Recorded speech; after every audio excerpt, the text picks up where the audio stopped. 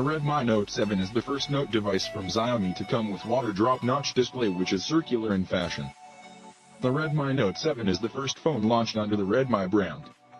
Xiaomi CEO Lei Jun has announced that from now on Redmi will function as a separate brand from Mi. Jun also announced that all the phones launching under the Redmi brand will be affordably priced and focus on online sales.